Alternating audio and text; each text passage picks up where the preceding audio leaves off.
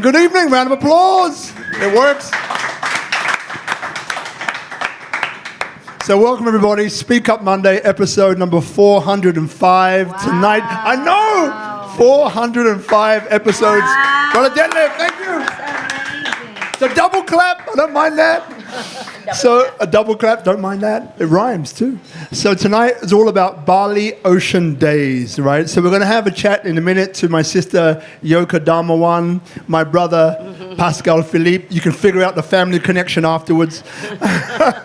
My name is Robert Ian Bonnick. I'm the founder and host of SpeakuP Monday, and also RIB and Associates, which is a growth strategist in Indonesia, an agile consultancy co-creating valuable and dynamic businesses for domestic and international organizations right here in beautiful Indonesia.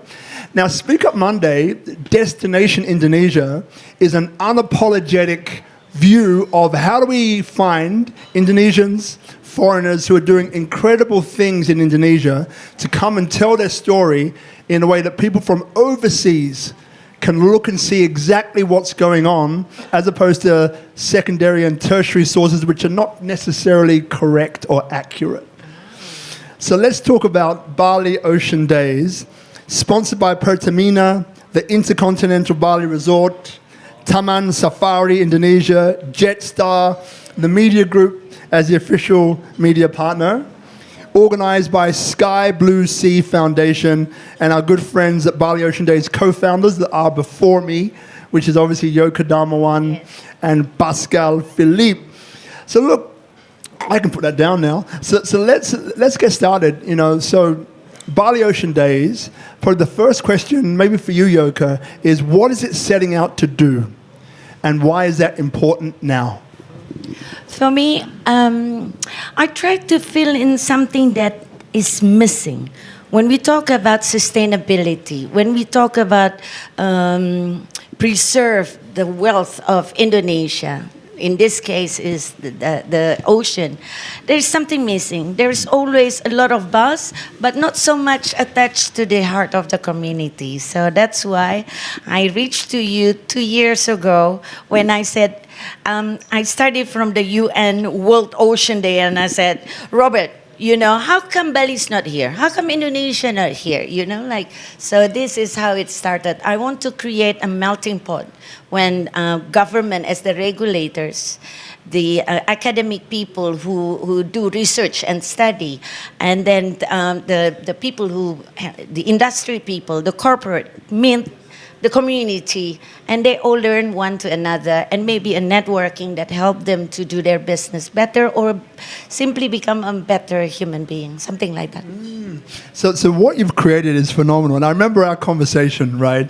Because quite often we've had these conversations in the past. And I always have crazy idea, do I? Sorry. Like, Rob, this is a crazy idea. I don't know if I'm going to do it. And I'm always the guy who says, yes. I'm sure Pascal is as well, yes, in front of me, saying, it's not so crazy, let's do it, right? Yes.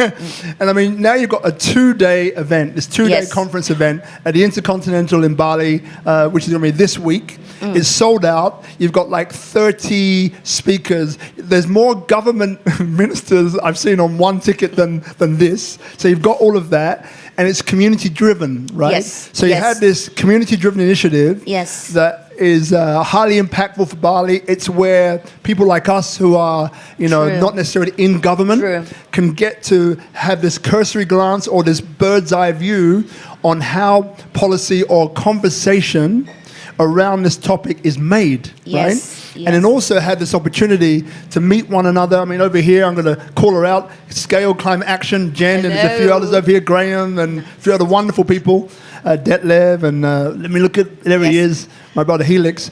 People which are doing some incredible things in Bali. And where we connect is this, there's two things. You can either duplicate, which leads to resources which are wasted and things don't often work, or you can collaborate. True.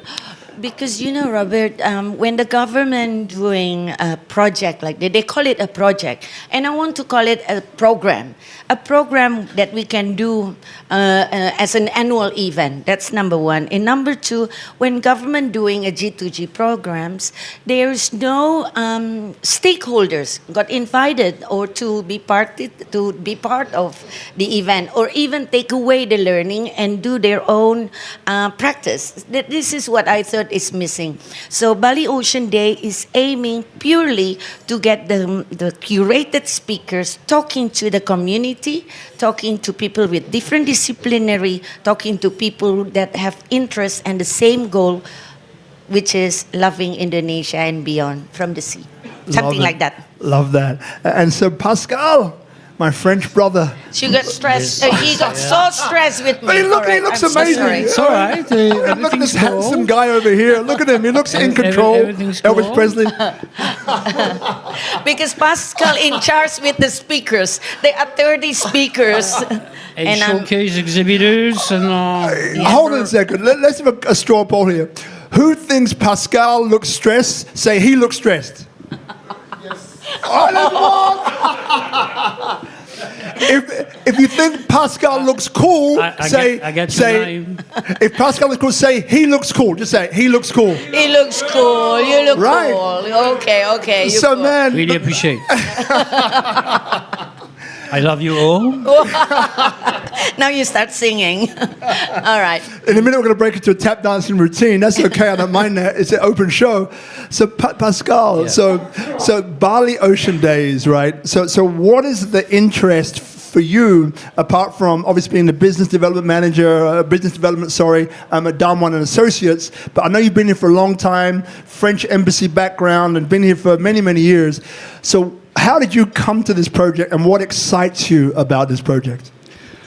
Basically, the intention is to talk about diverse subjects in marine conservation that are not necessarily very clearly exposed to the audience. Yeah, so with a series of subjects that we think are pretty crucial to the future of the marine ecosystems. To make it short, what we want to talk about is the development of what about the projects in the new blue economy that the Indonesian government is having in mind from diverse ministries, to make it short. Then after that, we really want to talk about protection of our coral reefs and marine biodiversity, because we have the largest coral reef areas in this country, but half of it is pretty much endangered. Plastic pollution, of course, is going to be a hot topic. Plastic pollution, overfishing. Because Robert, I don't know if you've seen the new mapping of the Indonesian waters, showing a huge level of overfishing in many of the fisheries management areas that have been determined in this archipelago. I will not be too long. And then blue carbon ecosystems. Blue carbon ecosystems, mangroves, seagrass, how this beautiful carbon sink can be preserved, because Indonesia has the largest mangrove areas in the world too, okay? But pretty much endangered by aquaculture and palm oil plantation and others. Finally, but not last, the coastal communities. How we can integrate coastal communities with grassroots, bottom-up programs, rather than top-down programs that are not efficiently monitored at the grassroots level. So we've got, by the way, to remind you both, just to point this guy straight at your mouth. Yeah. We have a bunch of things to talk about, to unpack, right? So this is a preview. So for those of you out there wondering, is it on now? No, it's this weekend, right? So this is a preview to that, right? Again, what happened at the Intercontinental in Nusa, not Nusa Dua, in Jimbaran. Jimbaran on the 19th to the 20th of January. Wonderful. Thank you. So look, I mean, for those maybe who don't realize or don't know, and you can correct me if I'm incorrect. So number one is that Indonesia is the largest archipelago in the world, the second largest coastline in the world, behind I think Canada, 17,000+ islands, 500 cultures, 200 languages. And in the last couple of years, I studied, people don't know, you're going to laugh at this, by the way. So I studied in Southampton in the UK, in Warsash, to be precise. It's called Leisure Studies, Water-Based. Leisure Studies, Water-Based. It's a course, right? And you learn the process of how to build and manage marinas. Okay? In the process, you learn about, I became a day skipper, so I can handle a yacht in theory, but I haven't done my hours, so that's null and void right now. But it turned me on to the ocean, right? It turned me on to marinas, right? So a couple of years ago, a law was passed that helped to deregulate this growth of marinas in Indonesia. So that's going to become a thing. There's maybe 2 or 3 people that I know right now who are building marinas. By the way, marinas are not just a place where you moor your yacht. That's not just a marina is a place where you can moor your yacht, but there's also an F&B. Imagine a place where you can moor your yacht with a shopping center attached. Nice. And all of those things, and a hotel attached. So these are massive developments, okay? And what's happening now is that Indonesia is now opening up to this through this change in a particular law to do with spare parts. Yes. So this is coming, and it's a $1 trillion industry that's coming. So how do you see, all the things that you've spoken about, that you've previewed, how do you see the impact of that is to come for the next 5 or 10 years? Let me look at this, because when you talk to the Ministry of Coordination, Maritime and Investment, correct me, I'm wrong. That's correct, yeah? Coordinating Ministry for Maritime Affairs. Right. So the more we talk about it, the more we push the opportunity, the more we need the regulation, the more we need mainstream regulation to support this idea and opportunity. Indonesia is open for so many investment and opportunities, especially related to water, related to ocean, related to river, related to natural resources. So the more we talk to them, and the more they engage with community, they start to look at this as an urgent matter. It's not like good to hear or good to know, but it's something that they need to organize and get it done. And that's why the first session of Bali Ocean Day, we call all this ministry representative on the session 1 to talk about blue economy, simply to talk about regulation related to the opportunity that come out and it's already exists. Being part of this world movement, I think Indonesia ready to learn and already adjust and already there. But is it impactful for the community or the organization or industry? Not yet, but maybe one day coming. Thank you. And Pascal, so for those maybe who are not from Bali or not staying in Bali, maybe they're looking from overseas, they would have maybe heard different things on the news, on the media, these secondary and tertiary sources that are not always correct. But what would you say, that if there were 2 of the key messages or points that you want to address with Bali Ocean Days, what would those 2 points be? So fast forward to the end of the conference. It's been 2 amazing days, 30 incredible speakers, sold out audience, stakeholders in Bali and beyond, government. Okay, great. What is it? Because quite often with these events, right, and I know you too, so I know this won't happen, but quite often there's no follow-up, right? So people have this meeting to have another meeting, which is kind of pointless in a way. It's good to talk about it, but there's no action coming out of it. So if I asked you, what 2 or 3 actions would you like to see coming out of these 2 incredible days, what would they be? And Yoke can obviously chime in and help you there. Oh yes, I mean I think the plastic pollution issue is going to be one of the central topic of those 2 days. Right? So what we'd like to emphasize is the necessity to fight plastic pollution upstream before it becomes going to the oceans. Reason why we hope that Sungai Watch will be with us to close the ceremonies. Well, those guys are really they are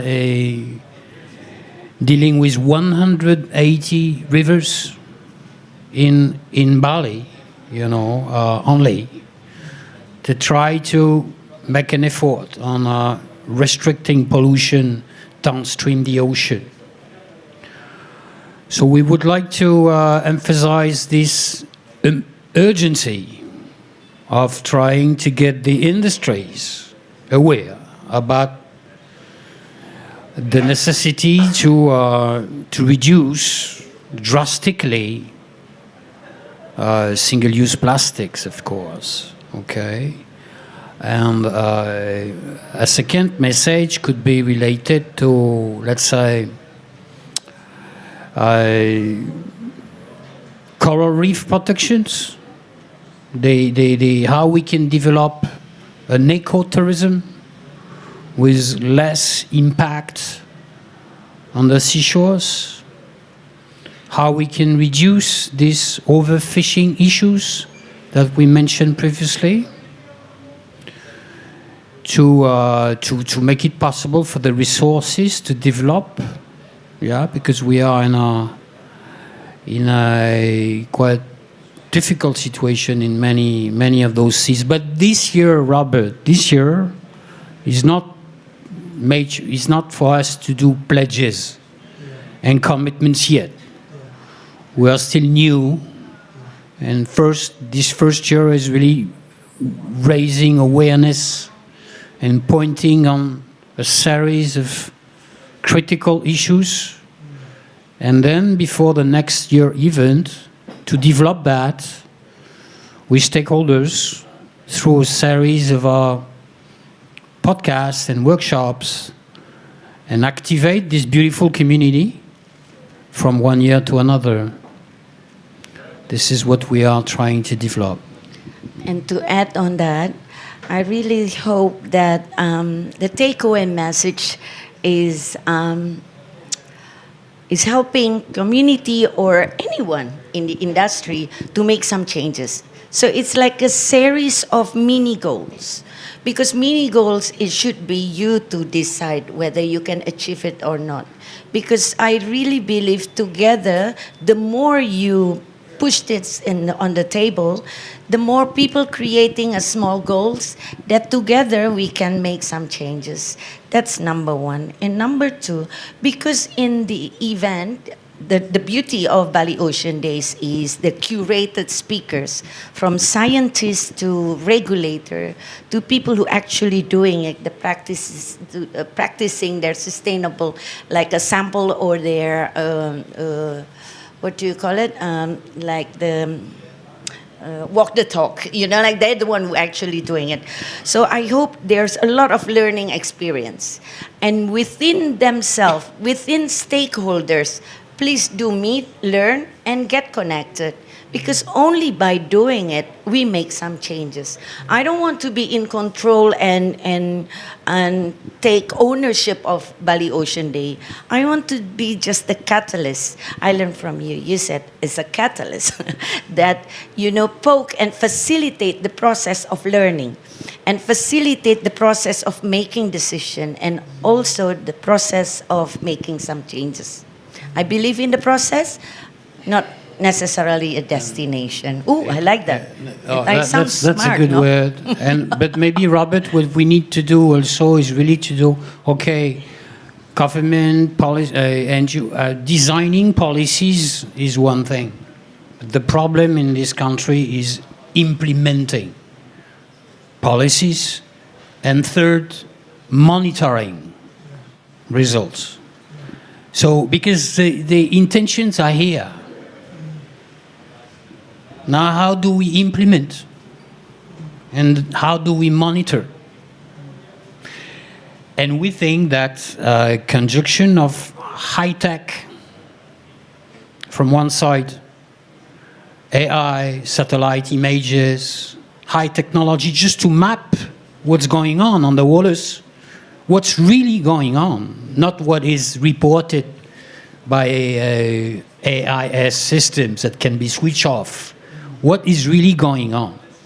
From the tech point of view and from the community point of view too, how we can, because it takes time, how we can change the habits, the practices of all those beautiful coastal communities over Indonesia.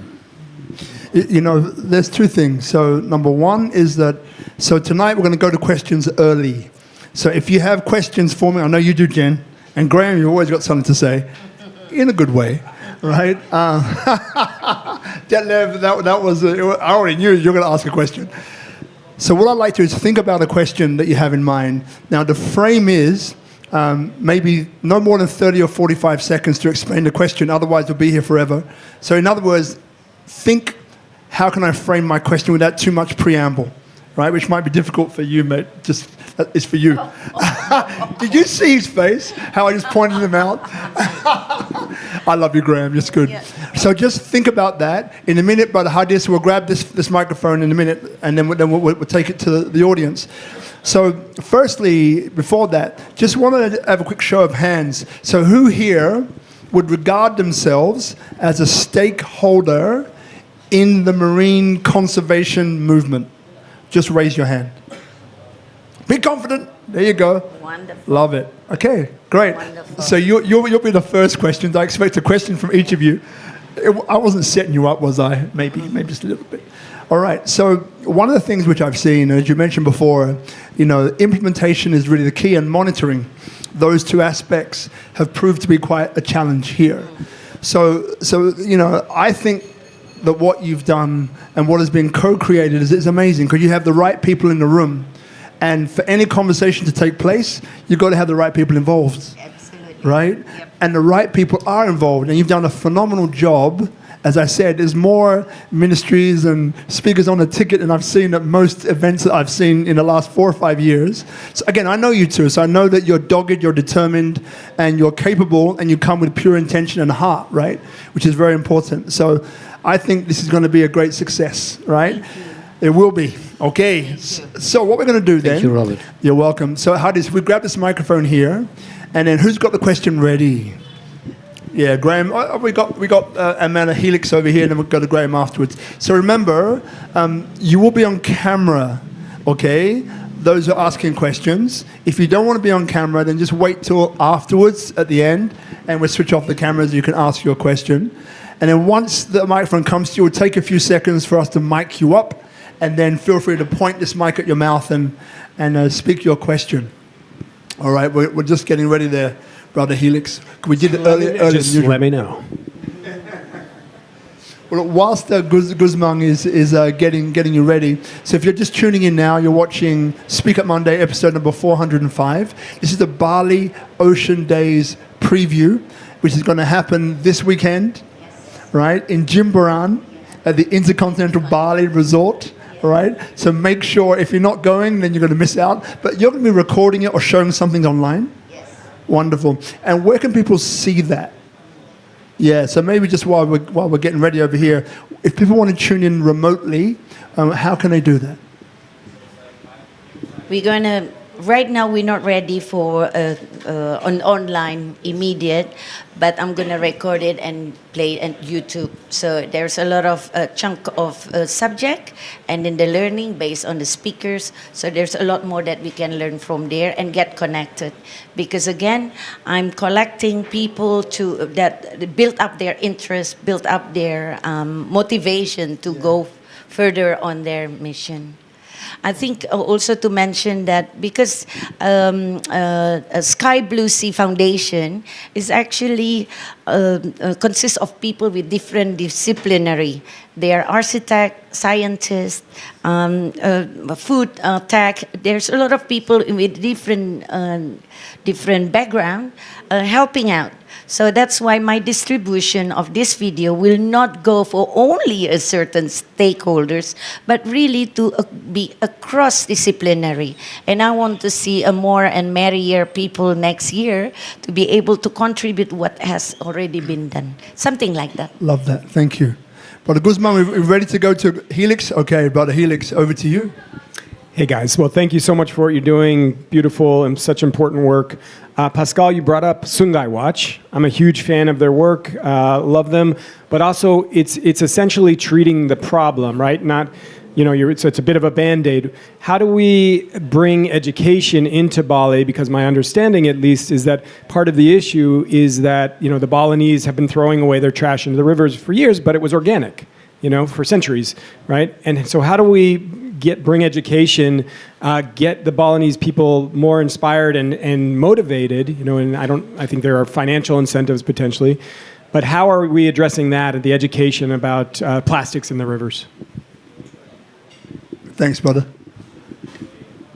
Yeah, that's a difficult issue, of course, because some previous trials have been tried and not necessarily very successful. I think basically it should come from Balinese community leaders themselves, from the earliest age, at preschool. I think there is a generation that's going to be difficult to change habits. So I would say the key is to start as early as possible to teach, I would say, in school, even in preschools, how to recycle, how to behave sustainably in a very local, so really act as local as possible. And then, of course, the industrials have to be, changing their, all these micro sachets, kind of micro dosing of things that when you see on beaches, what you see is basically micro dosing of everything. How to replace that with, for instance, with bulk deliveries, fountains, bulk deliveries coming from the industrial, that's another solution.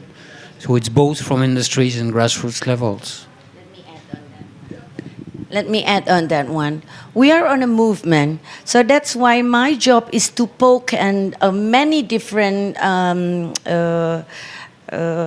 stakeholders. We have an idea of sending a message, but I don't want it to be above the line or a billboard, or I want it to be an AI. I want it to be a 3D. I want it to be something that appealing to the next generation, because my language might not appeal to the younger generation. So this is what the talk that we've been discussing, how can we deliver a message in a way that is appeal to the younger generation in the village, how do we speak to the people in the village, trying to give them too many messages got them to get panic. So creating a new habit start with a small movement done every day, it's become a character done every day become a habit because one day it's become a culture, but it got to be something delivered in the language that they understand. And that is why we do this event, to get the stakeholders that been doing that movement come together. Let's do something.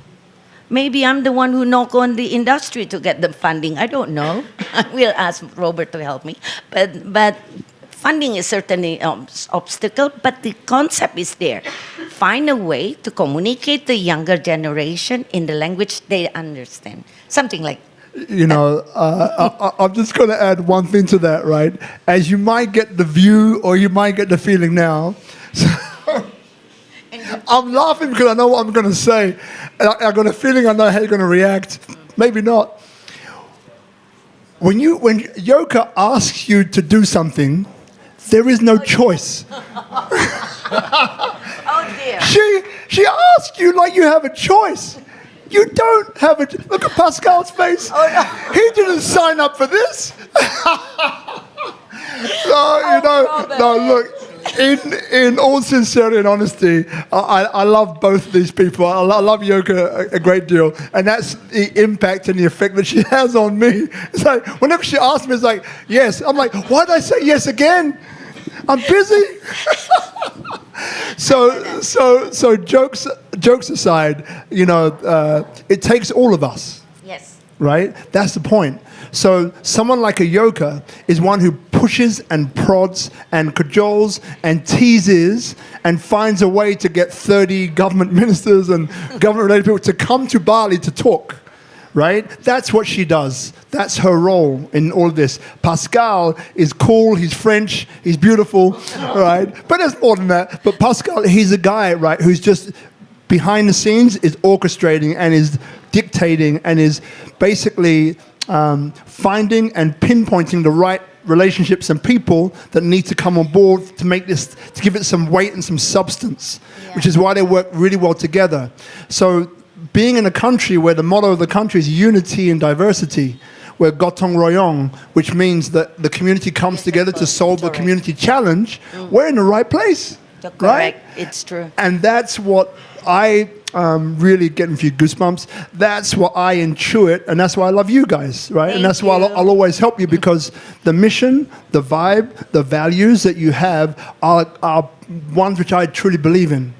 You know, and I know that I'm not alone. That's why the event has already got a lot of traction in such a short period of time with some amazing people. Right now, let's go to the next question. Okay. Brother Graham. Okay, first of all, I love the passion. I love what you're doing. It's fantastic. Robert, great questions as always. So I've traveled Indonesia extensively since '97 and beyond, leading expeditions and things like that. One of the things that I've seen that really, really works is grassroots. And Pascal mentioned grassroots and connecting with grassroots organizations. Is there a plan on how you're going to implement this? Yes, I mean we're happy to have invited someone named Cliff Mallacy from the locally managed marine AIS, LMMA, substance project. That is an alternative, a grassroots alternative to MPAs, you know. And what's very interesting there is to see that they engage with the culture of Eastern Indonesia, the traditional tenorship of seashores, that basically is so much grounded in these cultures. In the Melanesian cultures, for instance. In the Melanesian culture, you know that, probably better than I do, but they care about the seashores the way they would care about their own land, the way they would care about, the way the Balinese would care about their own rice fields. So we need to restart this traditional tenorship of reefs, and to bring them to a point which is respected and implemented. The last session will be interesting, very interesting for you, because we really focus on this, on those coastal communities, education and empowerment, basically. Love that. Thank you. Jen, have you got a question? Yeah, of course you do. There's the microphone, darling. Yeah. Not that I'm picking on Jen. I'm picking on Jen. But she's beautiful. She can take it. I know. Thank you, Rob. You can pick on me anytime. You heard it here, folks. Firstly, I love what you guys are doing. And I think we talked about collaboration and being a catalyst. And I think we just have such an incredible opportunity here in Indonesia. I think, as you guys mentioned, second longest coastline in the world and one of the most beautiful and biodiverse countries in the world. And I think we're at a really interesting moment where we're bringing forth globally these ideas of moving from just sustainability but into regeneration. And I love this idea of regeneration because it brings us forward into more inspiration and creating something even more beautiful than we have now. So I'm really intrigued as to how you might bring these ideas forward and what it's going to take to inspire Indonesia to really, as I think they possibly can, become a leader in this space. rather than a follower or just saying we can learn from others, how do we really help build a vision for Indonesia where Indonesia could be one of the most beautiful, biodiverse and blue economy leaders? So to me, that's a challenge. What will it take to bring us into this realm? So before the microphone goes away, I appreciate your time and all the audience which are here. So she doesn't know I'm going to do this, but I love doing this stuff. 20 seconds. What is Scale Climate Action? Thanks, Rob.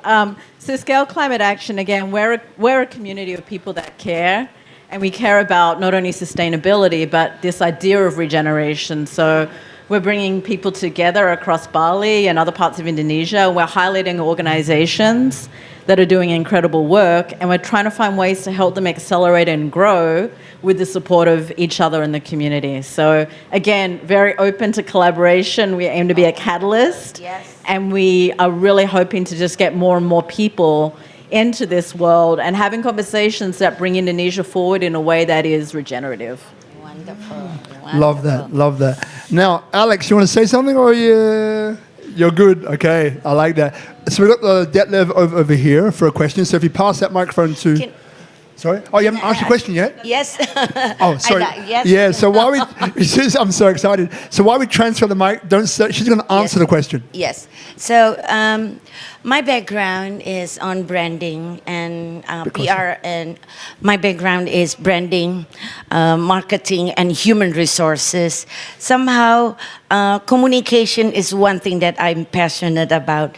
But at the same time, I like to think in structure. I like to create a language that understood by our target audience. Sometimes we come up with a great idea, but it's our great idea. And then to the road to market sometimes forgotten.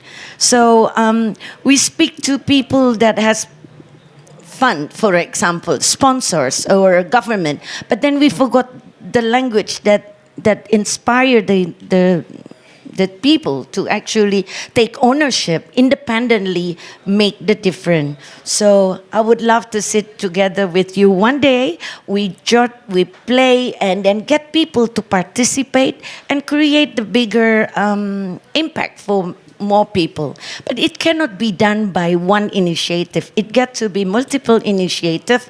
Put it in the box, and the box creating a different output. Did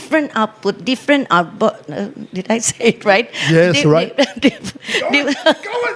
Different output from different box that somehow connect one to another. We cannot create an overnight. There's no genie, there's no magic, but the process is fun. Indonesia is so huge. We have lifetime to creating, but not that long. But what I want to say is, like everybody will enjoy the process. Once they enjoy the process, hopefully we can measure the result that they all can enjoy in the community. I hope that answer. So in other words, as well, I look forward to you two getting together, because I see lots of great synergies there, and look forward to the outcome. Wonderful. Brother D, Detlev, over to you. Give us a second just to mic you up. You're on. Okay, good. So first of all, well, I lost my voice, but I hope everybody can hear me. So first of all, great event, and of course, right place, right product, right people, amazing. I came to Bali 21 years ago, and actually my father was one of the first green persons who I know in Germany.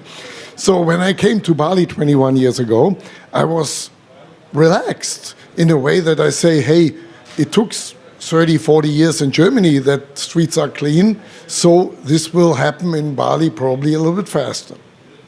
But it didn't.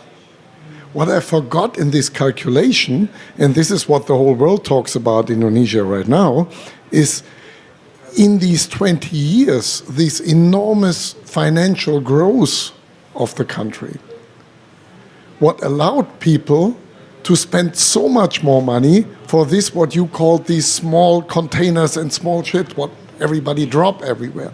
So, and what my worry is right now that Indonesia is still this economy in the world, what growing fastest.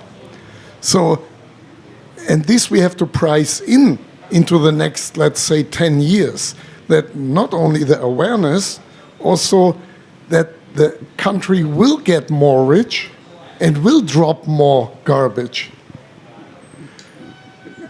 This is my disappointment over the past 20 years and my question how this is going to be recognized in this whole product. I mean, you're talking about the big question of the transition, yeah? How Indonesia can transition away, also develop renewables. Because, I mean, we are going to talk about renewable energy too. We have great specialists coming, and it's a key point. Solar, wind turbines, OTAC, wave energy.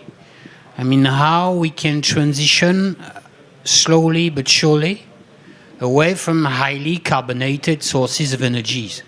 The good thing is, I think the bankers, the finance industry starts to issue, they start to issue what we call blue bonds, okay, that are containing a sustainable SMEs and big industries in their portfolio.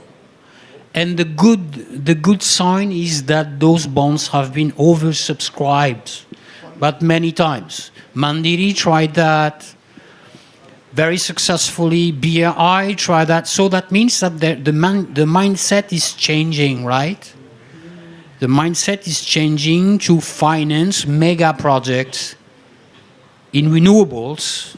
As you might know, PLN recently installed the largest floating solar panel installation in Southeast Asia. We're talking about 200 hectares of PV panels in West Java. Okay, they start to finance clean hydrogen production. Okay, so I mean, we know that the oil and gas industry is very dominant, but we think that even these leaders are starting to talk about seriously about the transitioning energy system, and that's the key. That's the key. One of the key. You know, great answer, Pascal. In a minute, I'm going to ask you about the COB. We spoke about something earlier, and it's something at COB, which I think would be great to bring up. Before we go there, next week, it's connected, right? So next week, have a great guest, Terrier. Many of you know him.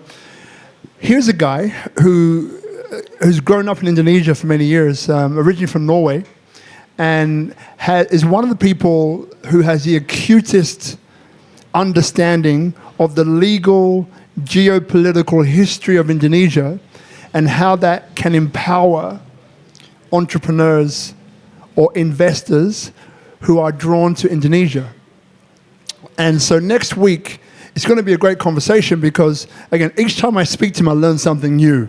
Right? I'm like, what? You know, so most of the big companies are doing this already, by the way.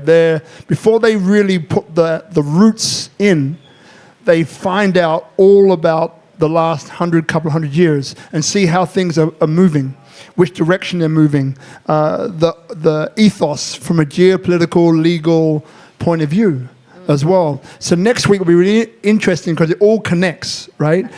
And that's the whole point, that all of these different dots, we're connecting them. That's the whole point of why we're all here. And that's why the person sitting next to you, the people which have showed up to watch this live, right? I guarantee you that if you got speaking to the person next to you, they could help you in something. It's just how it works, unless you came with them and you know them personally. That's different, right? But even they could, right? So yeah, so Pascal or Yoke. So we mentioned a little bit earlier on about COB, and are there any things coming out of that you think impact this to either positive or negative extent?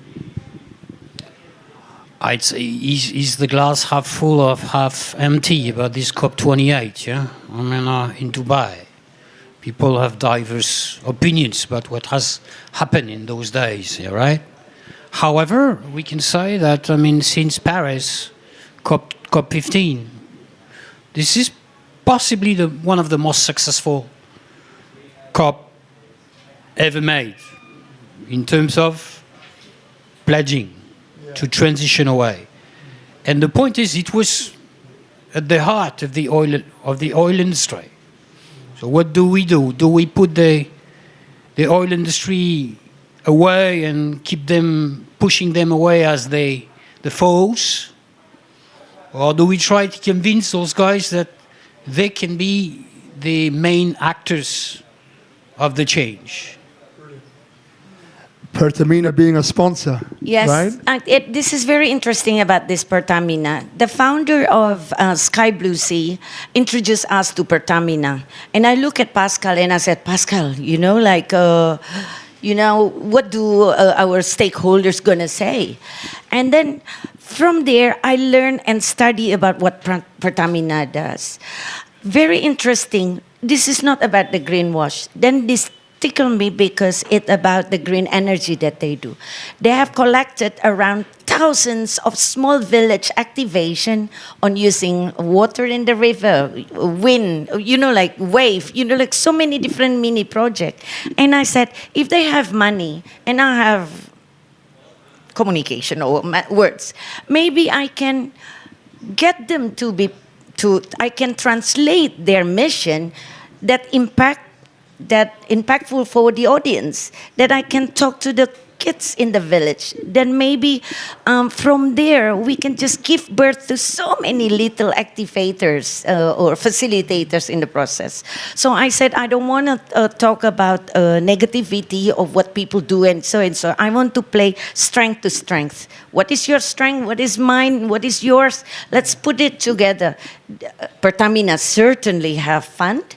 And then I want them to continue doing good things, and I want it to be a structure, impactful, not because of CSR, but to really create a program that independently can sustain. Strategy. And we don't forget also the role of PLN in this country also. PLN in this country, that they are going to, once the utility is going to raise up a little bit more the price they're going to pay for renewables created by private stakeholders, especially in off-grid areas of eastern Indonesia. There we're going to have some great hopes. Yeah, how can they pay? How the vision to make it the ROI shorter for those investors to create solar panels, wind turbines, old-tech project and everything. That's going to be a key point too, yeah, right?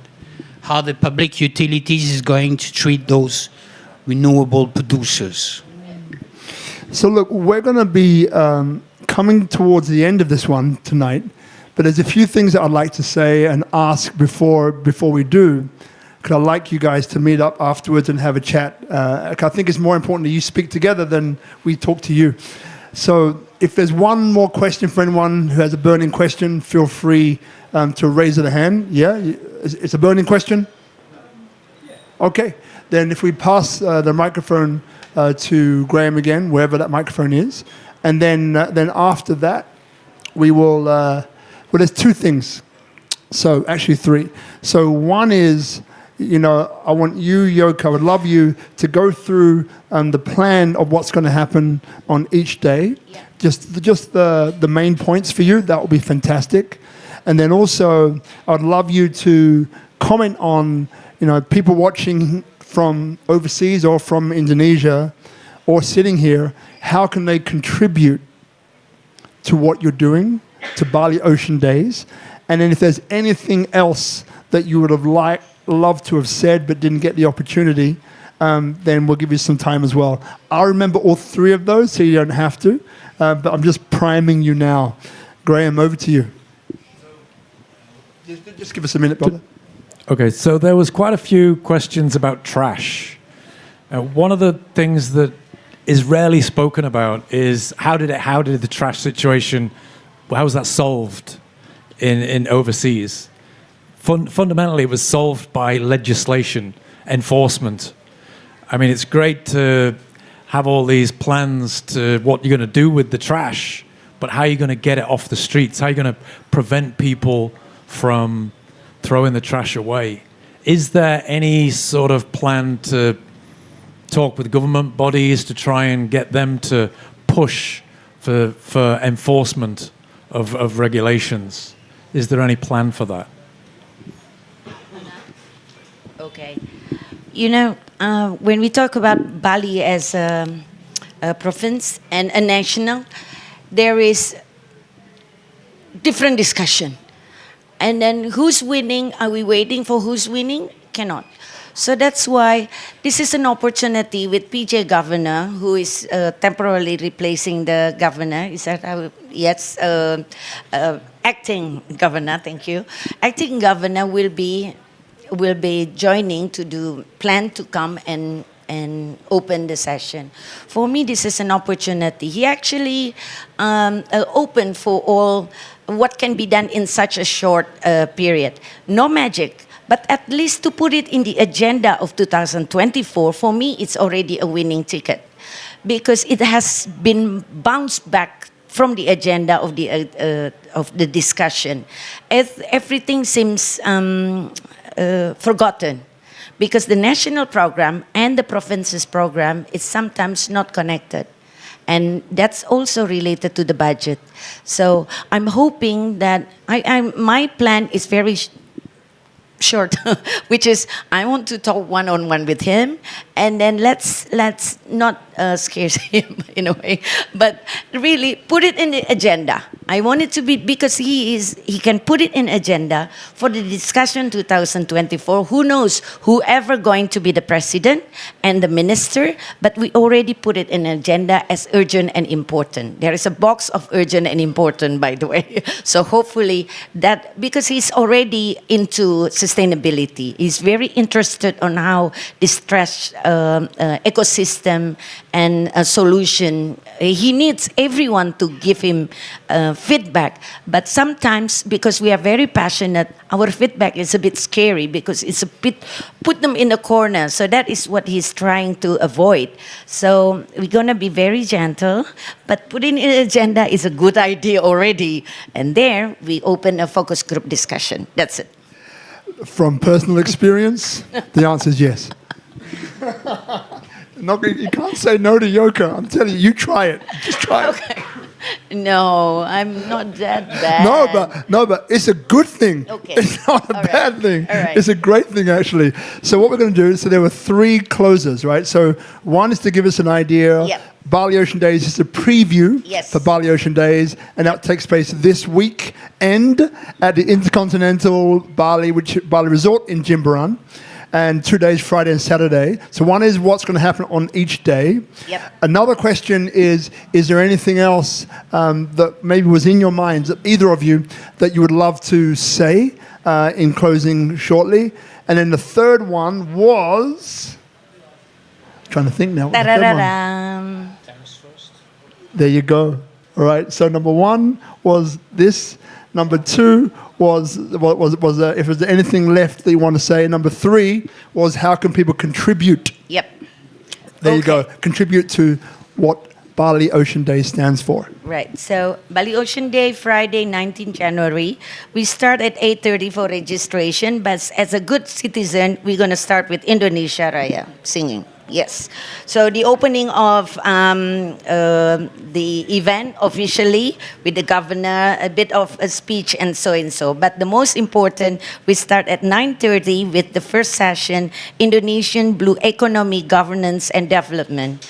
And this one is quite a heavy subject as we are looking into ministry level, including Ministry of National Development Planning, Ministry for Maritime and Investment Affairs, Ministry of Environment and Forestry, as well as Agency Maritime and Fishery Research and Human Resources. That is the session 1.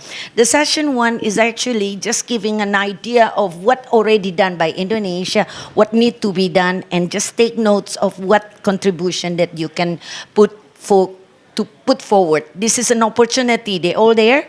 Take notes, forward for them. Agenda again for 2024. And then session 2, Indonesia Blue Economy Governance and Development Part 2. But this time we're looking into from different perspective, which is United Nations Development Program, Head of Captive Financing Lab United Nations Development Program. This is very interesting, different perspective. And then we, from ASEAN, and then as well, IPB University and World Bank. Now, on this session too, we are hoping to get what is happening out there. So there is a learning for the government also. Yeah, without teaching, but hopefully something registered. And then we go to showcase presentation because there are some company doing a showcase during the event that is including from Bandung Institute Technology about their research, and then engineering, managing director of Aku Energy Indonesia and Engine Wave Energy System. The exhibitor is actually have an opportunity to showcase what they have already done. And this one again, with the ministry, with the NGO community, industry, there. Joining the dots. Join the dots. And then we going to the session 3 after lunch, which is ecotourism and preservation of coral reef and marine biodiversity. We are calling for, we have founder of Coral Triangle Center, we have founder of Pindito Cruise, and the Grand Blue Project. We have the WWF Indonesia as well as Misol Foundation from Sorong. So this will give us an insight on the preservation as well as the ecotourism.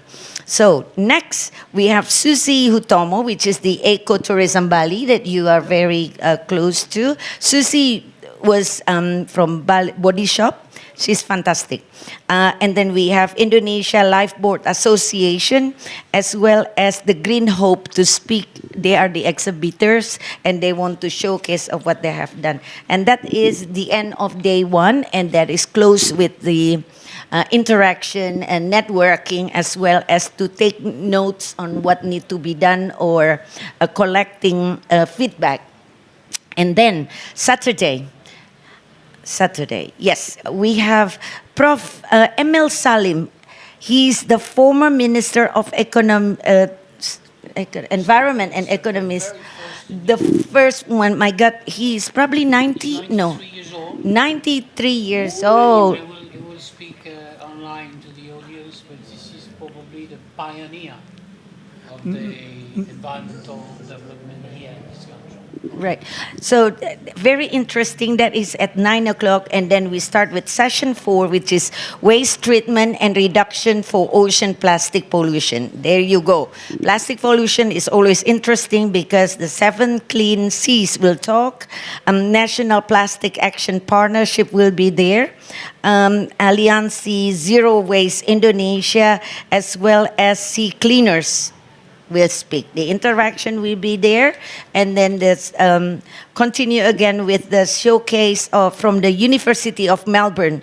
Their finding and the learning, which is you can get a lot of research material, Plastic Bank Indonesia, and then serial cleaners. And then continue with session 5, sustainable fishing and protection for endangered species. The speaker will be a director of Marine and Fishery Program, WWF Indonesia, Conservation International for Sorong again, and then again, University of Auckland. Again, this is a research finding to continue with International Pole and Line Foundation. I think after lunch, we close with a very interesting session, which is mangrove and seagrass blue carbon ecosystem management with Charles Darwin University and Australian Institute of Marine Science. You would love that, right? And then Research Center for Ecology and Ethnobiology, Jakarta, and Witteveen and Bos. Yeah, Witteveen Bos. Now, while you do that, just going to give yourself to take a breath. We will continue. So now, the reason why, because again, usually would we do this? Maybe not, but this is a preview, right? Yes. So the reason why I'm granting the time to go through this is because everyone is different. Yes. And one of these things will probably appeal to you more than the others. right? So, and they've gone to a lot of trouble to bring this event off. It's a lot of work. I'm not sure if you've been involved in putting on events like this. It's a lot of work. A Yes. lot of work. That's why work. I'm so happy to help. Yes, So yes. that's the reason why I'm giving you all the time you need to go through what's going to happen on each day. We're coming to an end now because it's very important, yeah? So please continue. The last session is coastal communities, empowerment, and education to marine conservation. This is very important to close the 2 days conference, is because this is where the networking from BIAC, MDPI Foundation come, as well as the Sea People and the Yayasan Pelesir Lestari. These people will be the one that day-to-day encounter with the ocean situation. Yeah. So hopefully by the end of this session, we get more inspired and take notes, and then really putting a small goal from within. What can you do within your community? And then the session close with an award. So Sky Blue Sea Foundation giving an award for those who already been working and be in that field. So we thought, okay, because this is our first year or so, our aim is really to persuade the speakers, share their knowledge, give your finding, let us learn. And then secondly, we persuade the audience, take this opportunity to us to gain, to share, as well as to take the learning and make it as a big impact within your own community. So that's it. Beautiful. Well done, Yoke. I know there's a lot to talk about there, but you did very, very well. So the final two is, if there's number one, if there's anything that you would like to have said coming into this, but you haven't had the opportunity to say it, that's one. The number two is that how can these beautiful people here and the ones watching from online, either inside or outside of Indonesia, how can they contribute to what you've started with Bali Ocean Days? The ambition is to create a yearly event, but not only a yearly event when we say goodbye to people, see you next year. The intention, the ambition we have is really to activate, to try to activate, because so many talents here in Indonesia, so many creative minds, so many engineers are here, but not necessarily communicating to the world. So our point is, what about the Bali Ocean Days community could gather, could bridge, could create synergies, could create cross-collaboration between us, because we would like to avoid the silo working, big NGOs working together. Collaborate, not duplicate. You see what I mean? And then the diving community, the surfing community. We try to bridge, and this is our ambition.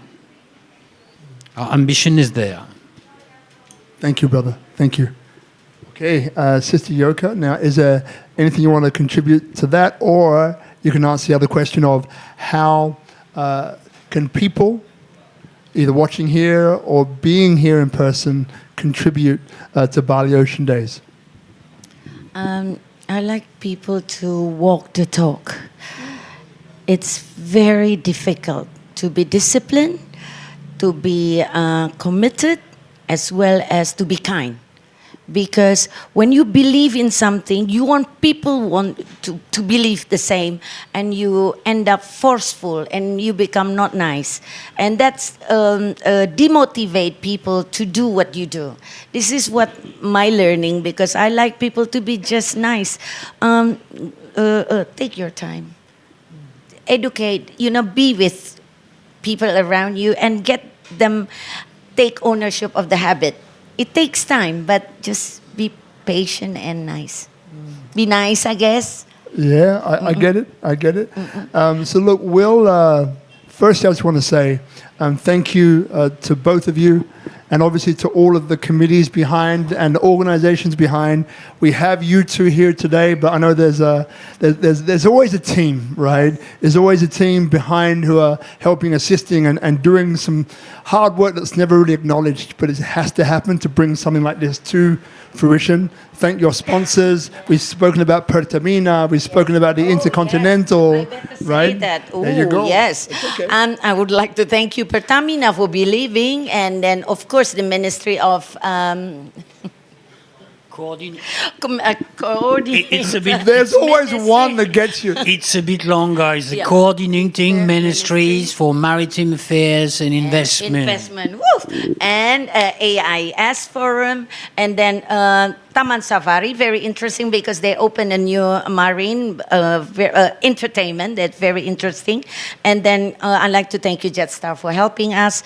And then who do I miss? Intercontinental, of course, a media group. But one that I want to thank you is also Sky Blue Sea Foundation. You know, all the scientists, the architects behind that really just do their thing. They're disciplinary to contribute for something big. And I'd like to thank you also for all the team, my goodness, and the School of PR. And now School of PR is on board. You know, like it's never been on their agenda to be the PR for sustainable. You know, it's not sexy in a way. You know, I want to be a PR for hotel, and now they want it to be the spokesperson for sustainability, blue economy, and green movement. I think that is cute. So I'd like to thank you, everybody that made this event possible. And thank you, Pascal, for keeping up with me. So thank you, Tropical Nomad. Thank you, the audience. Pleasure, Round of Mike. applause, please. Blue Ocean Days. Thank you. Thank you, Robert. Thank you.